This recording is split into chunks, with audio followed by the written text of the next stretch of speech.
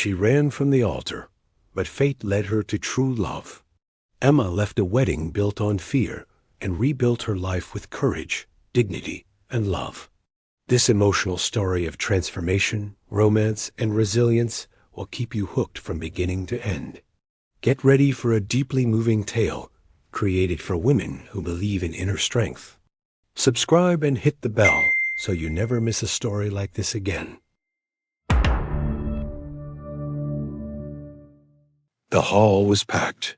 White flowers adorned the altar. Musicians tuned the final chords. And behind the large wooden door, Emma clutched the bouquet with trembling hands. Her dress was heavy, not because of the fabric, but because of the decision she was about to make. The mirror in front of her reflected more than a bride. It reflected a prisoner of a family agreement. Outside, everyone waited for the perfect ceremony. But inside, chaos grew, because she knew she wasn't about to say yes to the love of her life. She was about to surrender to an imposed destiny. "You need to calm down," her mother's voice said from the other side of the door. But Emma couldn't. Her heart was pounding. She had been raised to obey, to keep up appearances. Marrying Daniel was more of a transaction than a dream. Her family name would be preserved, her businesses merged, the newspapers would applaud. But what about her? Emma knew that if she took one more step toward the altar, she would be sealing her own silence. Her true self would die beneath lace veils and gold rings. And then, something inside her screamed. Without a second thought, she unzipped her dress, dropped the bouquet, and kicked off her shoes. She ran down the side stairs of the chapel, as if with each step she was leaving behind the invisible chains that had bound her entire life. She ran down the street, her heart pounding, her dress dragging on the ground. Horns honked, faces turned, but nothing else mattered. Escape was her only chance to save herself. When she reached the train station, panting, she bought the first ticket she saw, with no destination, no plan. She just wanted to go where no one knew her name. In the nearly empty carriage, she sat in the back, covering herself with an old coat she'd borrowed from the concierge. Her hands still trembled. For the first time in years, Emma could breathe on her own, but freedom tasted of fear. She'd left behind a ceremony, an angry family, and a man who'd never truly loved her. She stared out the window, watching the world pass by too quickly. Where was she going? She didn't know. But anywhere would be better than that altar. She just hadn't imagined that fate had even bolder plans than her act of courage. When the train stopped in a small coastal town, Emma got off. The sea breeze touched her face like a welcoming whisper. The place was simple but vibrant. Children ran along the beach. Vendors hawked cakes and chestnuts. For a moment, it felt like a parallel universe. She walked to a modest inn and asked for a room. The receptionist, a kind woman, asked no questions. "You need a fresh start, don't you?" she simply said. Emma smiled, her eyes brimming with tears. That woman, unbeknownst to her, had just offered her more than a room. She offered her a fresh start. Over the next few days, Emma helped out at the inn in exchange for accommodation. She cleaned rooms, set tables, and listened to the tourist stories. It was strange, but liberating. For the first time, her schedule wasn't dictated by business commitments or social gatherings. She was just Emma, the girl who loved jasmine tea, walking barefoot in the sand, and writing poems she never shared with anyone. A new world was beginning to blossom, but the past never stopped seeking those who run away. And hers was approaching, like a silent storm gathering on the horizon. Daniel, furious and humiliated, hired private investigators. The scandal of a bride who ran away at the altar was all over the gossip sites. For him, it wasn't about love or rejection. It was about power and control. Emma had to be brought back, even by force. Meanwhile, her father demanded answers. "She's going to destroy our reputation," he yelled into the phone. But none of these voices reached Emma. In her little seaside retreat, she found herself again. Until one night, on the inn's balcony, she locked eyes with a stranger. And everything changed. He had an intense gaze, his stubble of beard, and an air of someone carrying secrets. Staying in room 7, no one knew much about him. His name was Noah. He spoke little, read a lot, and seemed to avoid contact with others. But that night, seeing Emma sitting alone, he approached her. "Are you running from something too?" he asked bluntly. She hesitated, but something in his voice was ... too. "From myself," he replied. They laughed, and that was how it began. Not with promises nor charms, but with two broken souls who recognized each other in each other's silence. The connection between them grew effortlessly. They walked the beach together, exchanged confidences at sunset, and laughed at the guests' stories. Emma knew almost nothing about Noah's past, and he rarely asked about hers. It was as if they mutually respected the wounds they weren't ready to open.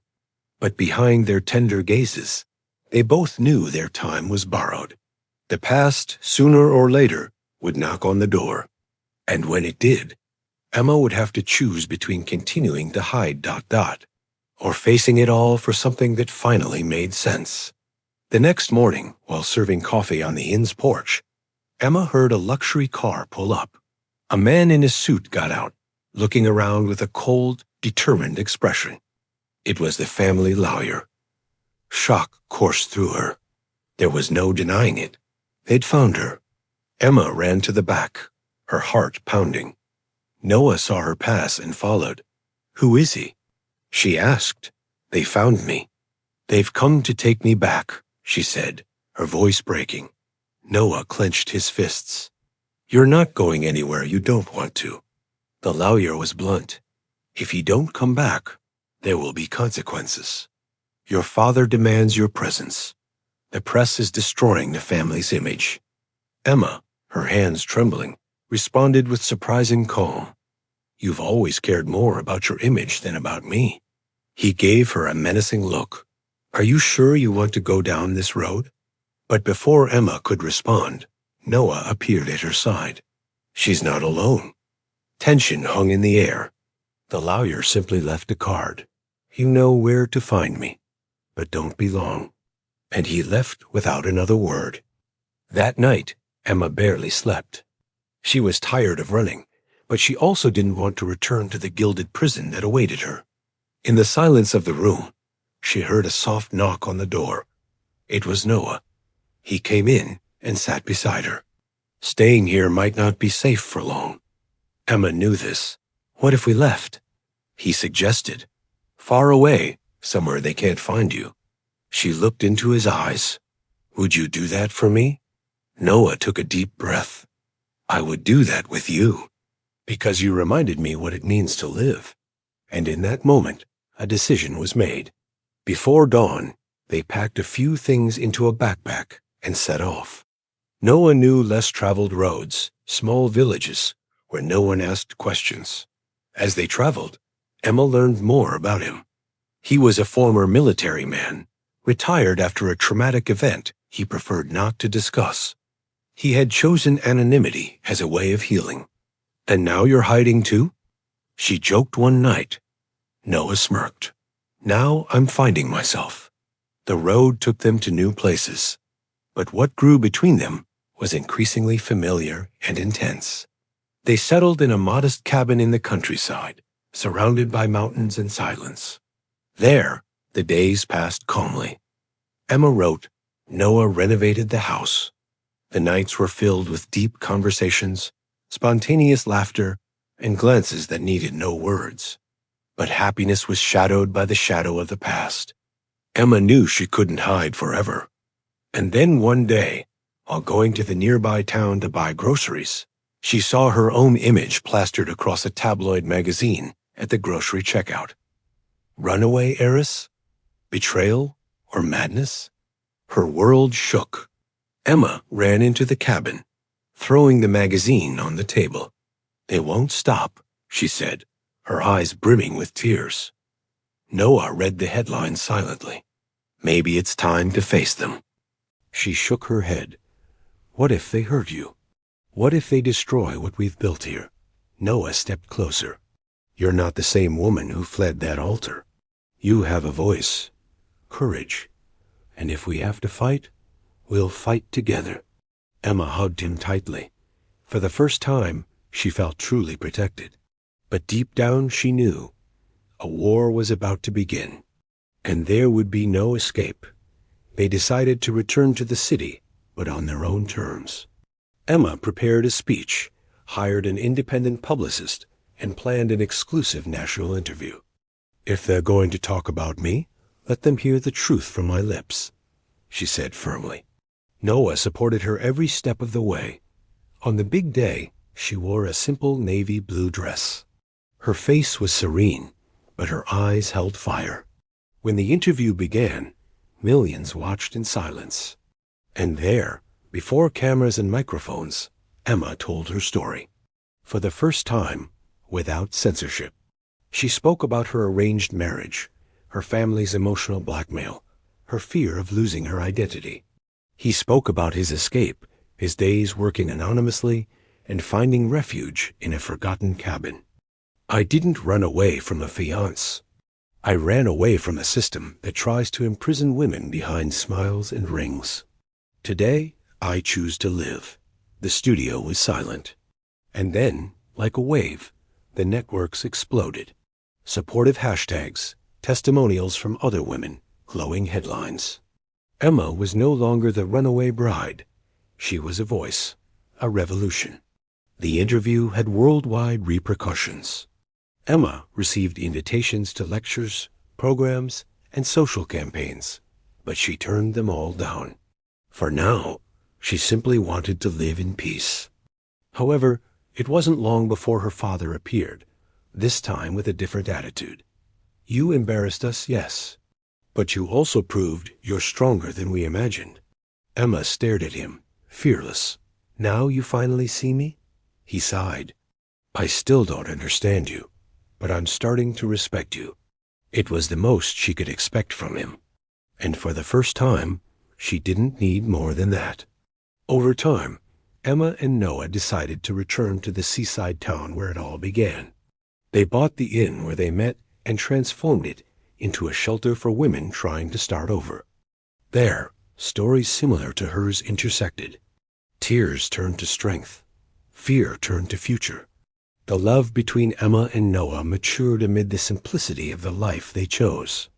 Without luxury, but with purpose. And one afternoon, by the sea, Noah knelt in the sand and asked, "Do you really want to rewrite this story with me?" Emma smiled. "With all my heart." The wedding was intimate, just as they both wanted. No lists of managers, no magazines, no spotlights. Just real friends, the women who welcomed them, and the sea breeze. Emma wore a light dress, her feet bare. Noah had a smile on his face. When they exchanged vows, they didn't promise perfection, but respect. They didn't guarantee happy endings, but presence on difficult days. And when they kissed under the sunset, they knew they were sealing something greater than a commitment. They sealed the freedom to choose each other every day, even when the whole world said otherwise. In the months that followed, the inn became more than a shelter, it became a symbol. Women arrived without hope and left with new beginnings. Emma was an example and a listener. She didn't tell her story heroically, but as someone still under construction. Noah, always present, tended to the upkeep of the place and also tended to its invisible wounds. At night, they sat on the porch with hot tea, watching the sea. "I think I've finally found my place in the world," Emma would say. And Noah would add, "Our place, Emma, our home." But not everything was calm. One day, Emma received a court summons. Her ex-fiancé Davi had filed a lawsuit for moral damages and public embarrassment. The attempted intimidation made her tremble. Noah found her sitting on the floor, papers scattered. "He wants to silence me again." Noah calmly picked up the documents. Then it's time to show that you're not alone anymore. Together, they sought out a lawyer specializing in women's rights. And for the first time, Emma wasn't just running from her past. She was facing it head-on, with courage and a voice. The trial generated a new wave of exposure. Controversial headlines reappeared. The ex-fiancé turned martyr or opportunist. Emma stood her ground. In her testimony, she spoke truthfully. I didn't break off an engagement. I broke the silence that was killing me inside. Noah was by her side at every hearing, every interview. When the ruling was handed down, the judge rejected Davi's request, citing individual freedom and the right to refuse marriage.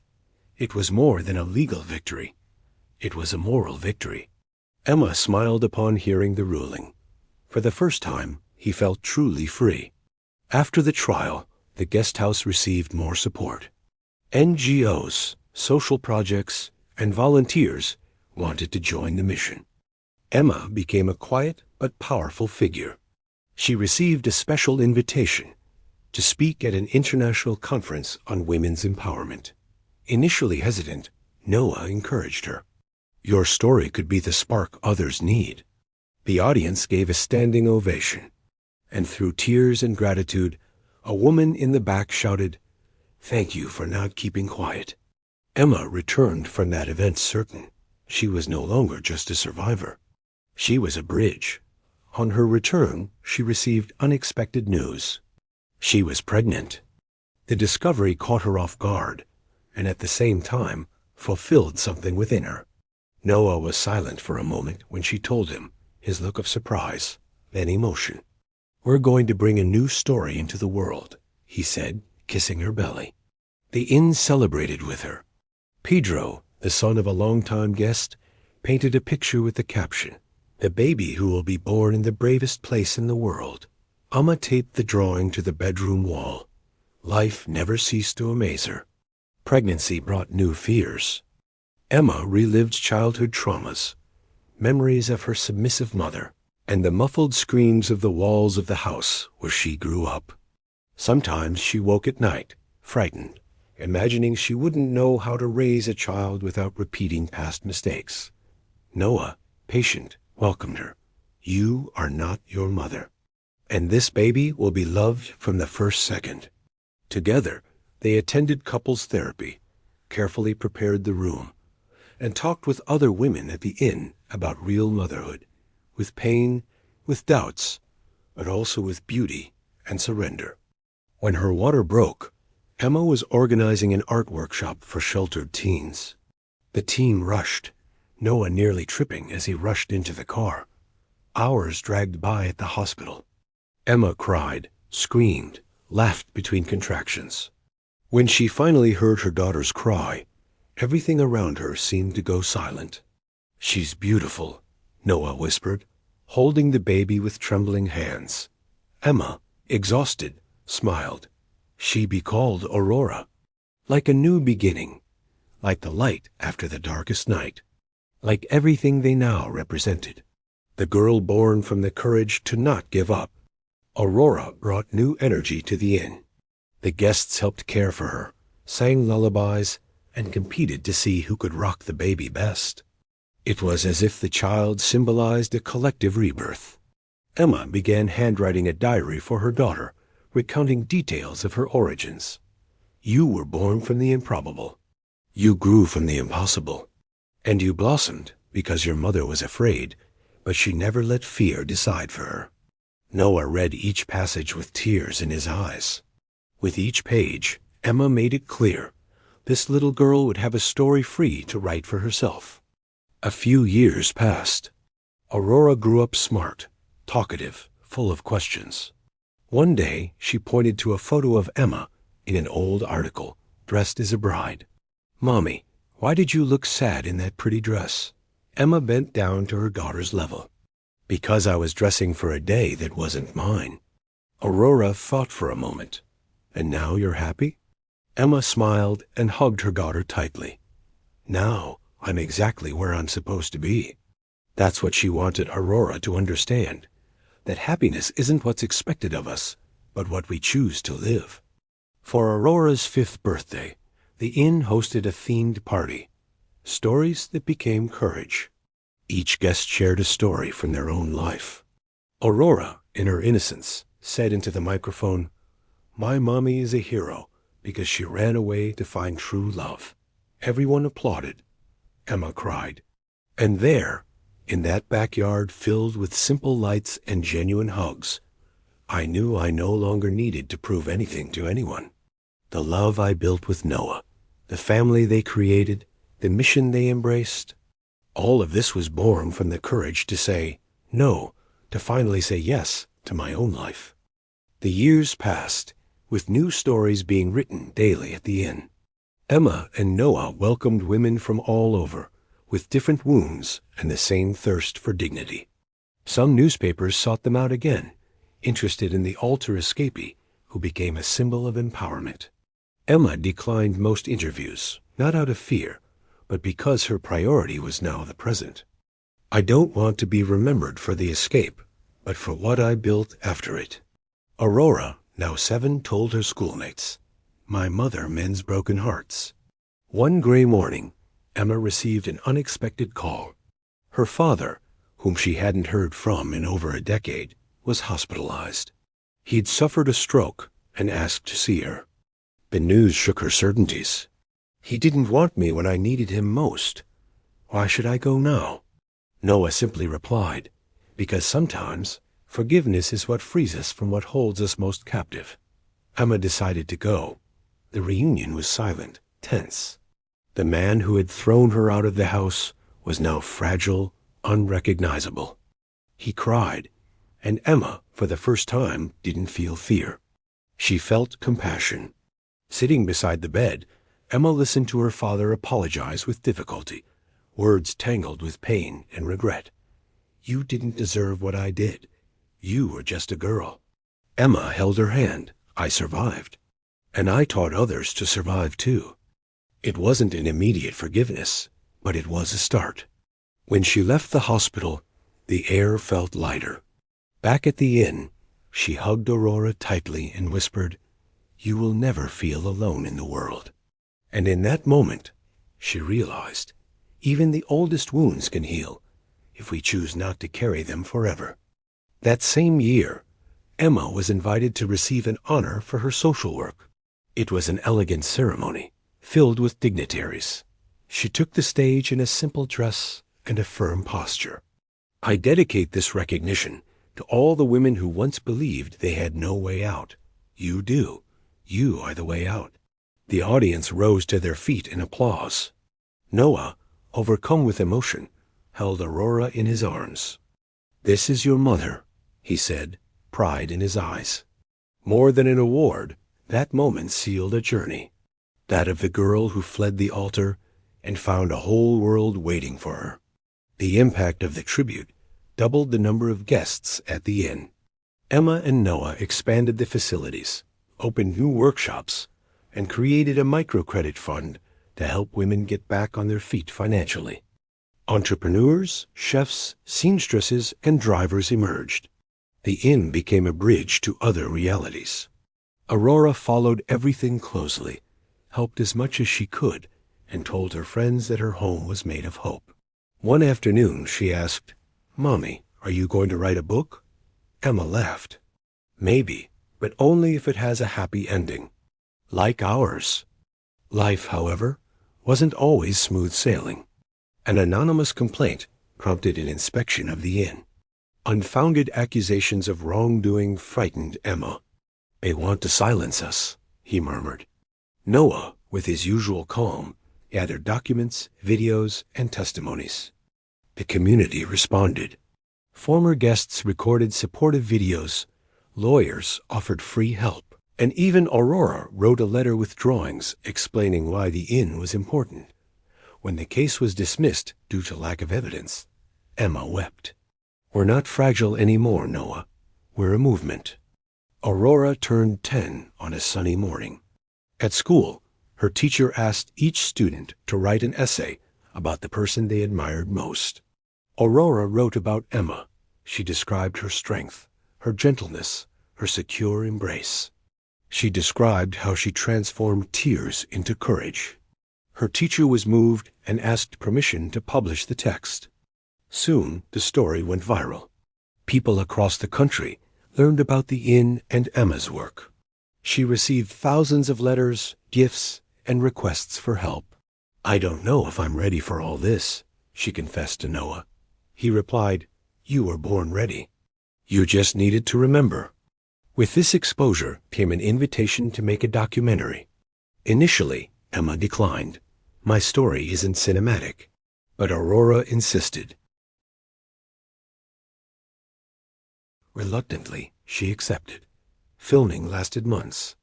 Crews followed the inn's routine, heard stories from guests, and captured moments of silence, reconstruction, and tenderness.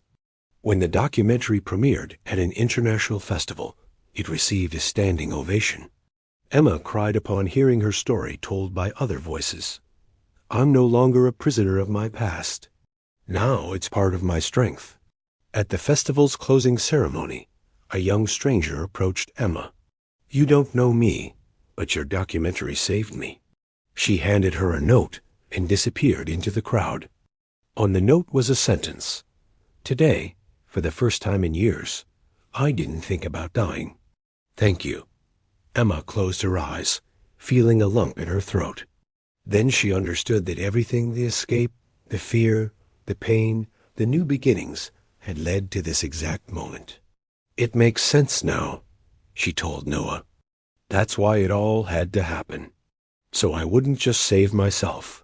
And he replied, "You saved us all." Back at the inn, Emma gathered the women for a special gathering. In the candlelit room, filled with hopeful eyes, she announced, "We're opening a second unit, a new home for more women to start over." Shouts, applause, hugs. Aurora danced in the middle of the room, spinning with joy. Noah smiled silently, observing the miracle that was this woman. Emma, who once fled the altar, but not destiny. Who built, with the shards of pain, a bridge for others to cross. Who didn't just change her life, she changed the world around her. One block of courage at a time. The new inn was housed in an old abandoned school, donated by a rural community that had followed Emma's journey. The renovation mobilized volunteers, donations, and intertwined stories. With each painted wall, a new hope emerged. Emma named the place Casa Aurora, in honor of her daughter and the new beginning it symbolized. On the opening day, women from different cities attended. One of them, upon entering the gate, murmured, "I never thought someone would build a place just for us." Emma smiled, welcoming her with a hug. "This place is ours." The two units began to operate in sync, connected by a support network of former guests who now served as mentors. Rebecca, who had fled with a baby in her arms, now coordinated training courses. Diana, a former victim of trafficking, had become a therapist and provided free services at the new unit. Emma observed everything with gratitude and amazement. Pain can be a seed, she reflected. If we plant it in the right soil, it grows into a tree that provides shade, fruit, and shelter. This phrase was painted on a wall of the inn. It was more than a motto. It was a living truth. Aurora grew up surrounded by real, yet painful, stories. One day, upon returning from school, she asked her mother, "Why do so many women come here sad?"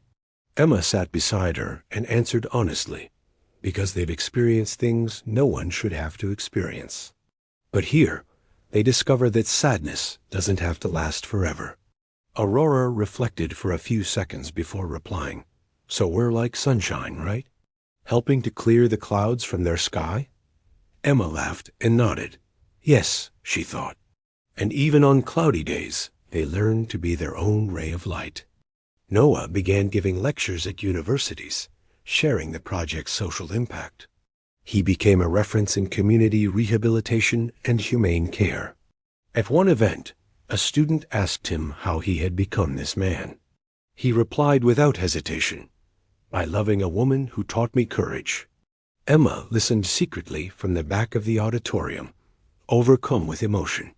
That night, as they washed the dishes together, she joked, "You're giving me too much credit." And he, with the same firmness that had won her over years before, said, "You are my reason, Emma. Without you, I would be just another survivor." A fire broke out in a building next to the First Inn one morning. Emma woke to the smell of smoke and rushed to the scene. Upon arriving, she saw a desperate teenager trying to save her little brother. Without thinking, she went in with Noah, and they rescued the children. The story made the news the next day. Couple save siblings from fire in the suburbs. But what struck Emma wasn't the headline, but what the young woman said upon being rescued. "I thought no one would come." It echoed, "No one should live feeling alone. Never again." That's why they existed. That week, Emma decided to open a 24-hour emergency line with immediate support. With the support of volunteer lawyers, psychologists, and nurses, they created the city's first emotional emergency room for women experiencing violence. "If she can't come to us, we go to her," she said. Aurora designed the project's logo, a heart with wings and tears turning into flowers. The image appeared on T-shirts, tote bags, and murals. It became a symbol of a new era. Women, upon seeing that drawing, knew there was someone on the other end of the line, someone who would respond, who cared. During a school field trip, Aurora had to give a presentation on contemporary heroines. While some children were talking about athletes or artists, Aurora stood up and pointed to the screen. "That's my mom." Photos of Emma appeared on the screen, welcoming, hugging, smiling, fighting. The audience fell silent. At the end, Aurora concluded, "She doesn't have a cape or superpowers, but she's saved more people than any comic book superhero." Emma watched from the audience, in tears. For the first time, she saw the impact of her journey reflected in her daughter's eyes. Years later, the project gained international recognition. Emma was invited to speak at the UN about combating gender-based violence. With humility, she took the stage and began, "I didn't run away from a marriage. I ran away from a sentence." The entire auditorium fell silent. She told her story, not with victimhood, but with hope. She recounted achievements and challenges, and concluded by saying, "Empathy saves. Listening transforms. Love builds." She received a standing ovation. Aurora, now a teenager, watched the online broadcast at school and wrote in her notebook, "I want to be like her. I want to be like my mother." Back in Brazil, Emma was greeted with a party, but she preferred the simple daily routine of the inn. One ordinary afternoon, she was planting herbs in the backyard with Noah when Aurora, now 16, appeared with a proposal. "I want to open a third hotel, focusing on teenagers." Emma smiled. "Do you have any idea what that involves?" And Aurora replied, "You taught me to have ideas and courage." With tears in her eyes, Emma hugged her. It was the cycle completing, the seeds germinating in new hands, in new hearts. The legacy that began with an escape now walked on younger legs. Noah, with gray hair and a serene smile, managed the units with the calm of someone who has faced wars and won. Emma, at 42, still had the restless gleam in her eyes of someone who believed in daily transformation. Together, now as mentors, they saw a new group of women leading the projects. Aurora was one of them. Time hadn't softened the pain of their origins, but it had strengthened their roots. Emma's story was no longer just hers. It had become a shelter. It had become a bridge. And above all, it had become living proof that the right love, at the right time, changes entire destinies. Aurora found an old letter hidden among her mother's books. It was a draft Emma had written years ago, but never sent. Addressed to herself, it said, "If you ever doubt who you are, remember the woman who walked through the night with her daughter in her womb and no certainty in her pocket. You are not weak. You are a phoenix." Aurora read it silently, feeling the weight and pride of the lineage she carried. She closed the letter, and that same day decided on the name of the new youth unit, Project Phoenix. It would be the space where other girls would learn to fly from their own ashes. During the Phoenix Project inauguration, a young woman named Lucia approached Emma and said, "I almost gave up. But I found your video the day I was thinking about ending it all. Your story saved me." Emma didn't know what to say. She simply hugged Lucia and let her tears speak for herself. In the audience, Aurora watched her with teary eyes. Noah held her hand. It was no longer just a ceremony. It was living proof of the invisible impact, the silent strength, the chain that was forming. Women saving women. Stories forging new opportunities. Gabriella, one of the new volunteers, proposed a documentary about the project.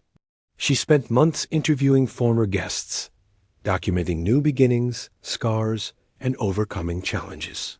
When the film was shown nationally, the entire country learned about Emma, Aurora, Noah, Donacilia, Rebecca, Andre, and so many others. "It's not about charity," Emma said in the video. "It's about justice.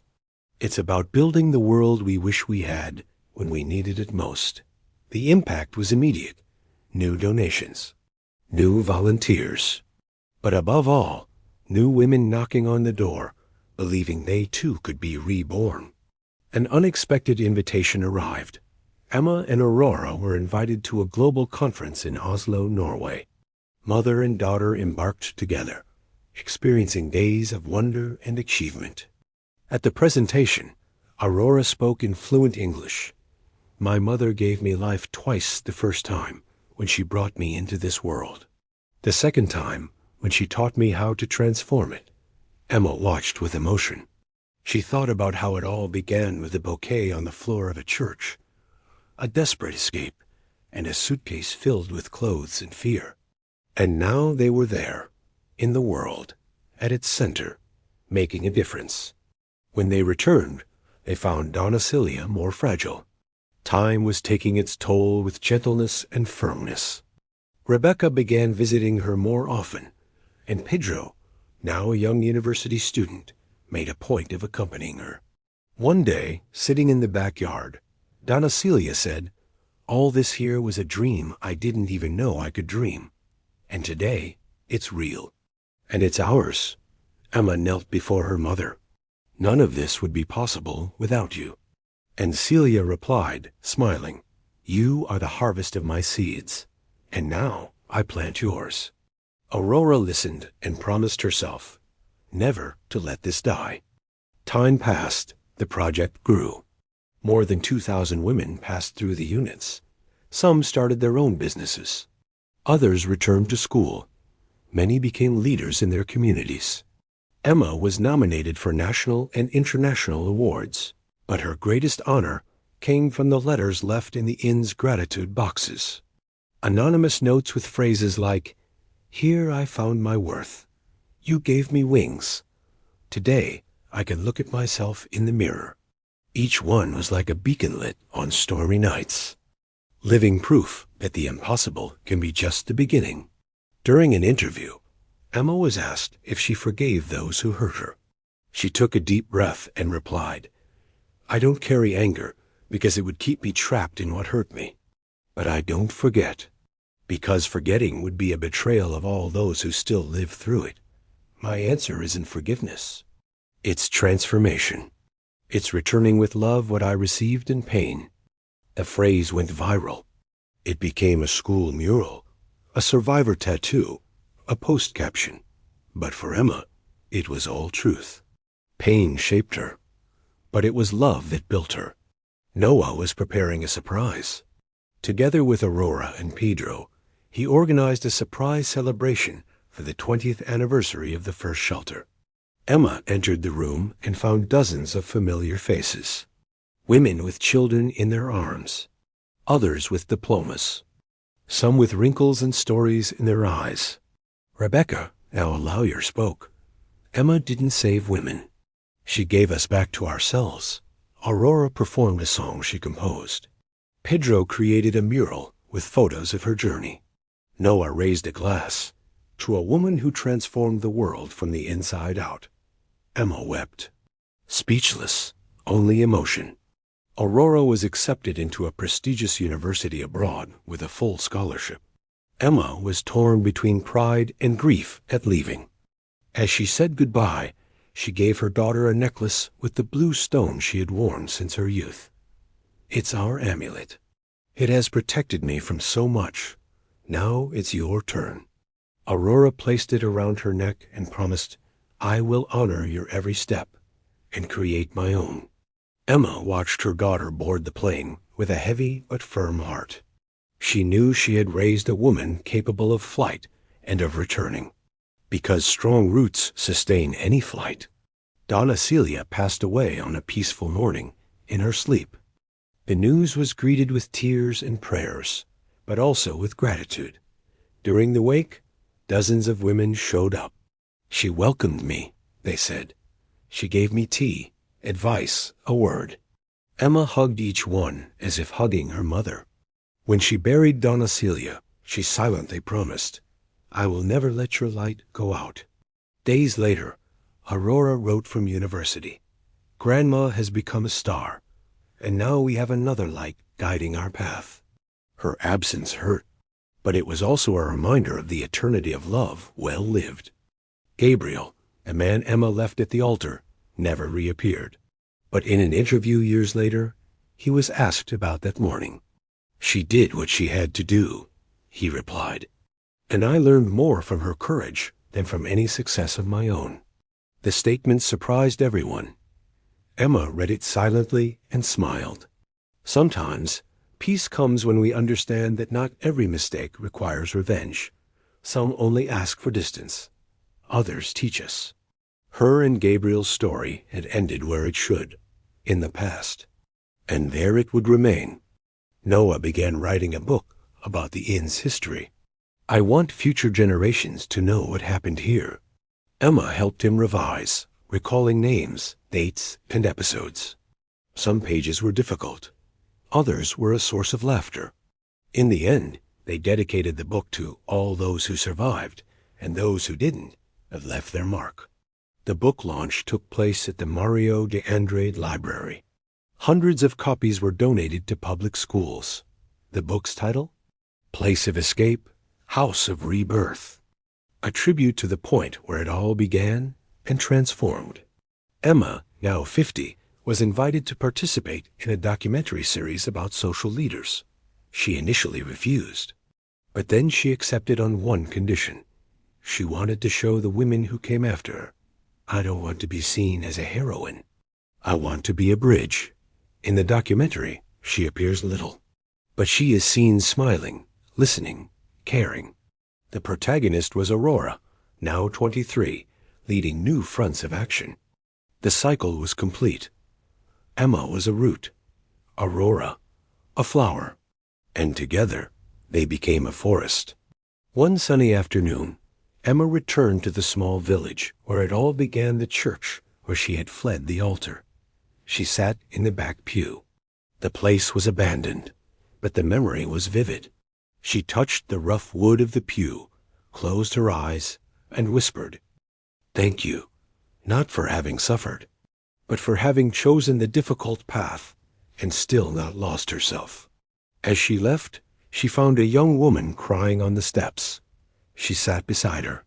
"Everything is falling apart," the girl said. Emma held her hand. "This is where it all begins. You will rebuild yourself. And when you least expect it, you will fly." Emma's last project was Seed Space, a shelter for elderly women experiencing neglect. "Seeds also grow old," she said, "but they remain strong." The place was full of vegetable gardens, music, and affection. Rebecca helped with the legal side. Andre, now a foundation advisor, contributed to fundraising. The network was strong, like a fabric sewn by 1,000 hands. Emma looked at everything calmly. The world was still unfair, but she had already left her most beautiful part. On a typical afternoon, Emma, Noah, and Aurora gathered in the garden of the first inn. Aurora showed photos of the new unit. Noah made tea. Emma watched the orange-tinted sky. It all started with fear, she said. And with courage, Aurora added. And with love, Noah concluded. They embraced. Their story needed no more chapters. It was complete, lives on in the hearts they touched, in the land they cultivated, and in the women they helped blossom. Because sometimes the greatest happy ending is the one that continues to give birth to new beginnings.